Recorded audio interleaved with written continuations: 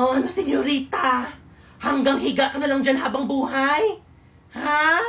Kung ako sa'yo, maghanap ka na ng trabaho para naman makatulong ka na sa mga gastusin dito sa bahay. Ano eh?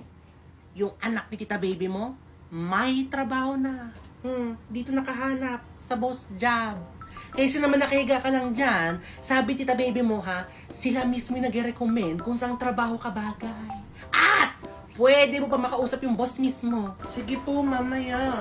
Ngayon na! Find job! Talk to boss! Opo, alam ko nga ang dami nga nagalakihang companies dyan eh. Diba?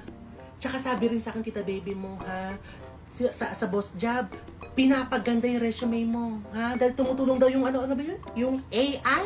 Ano, AI? Opo. O, diba? Mas madaling matanggap sa trabaho kapag maganda yung resume. O, dali, gawin mo na! Ah, sige Ngayon na.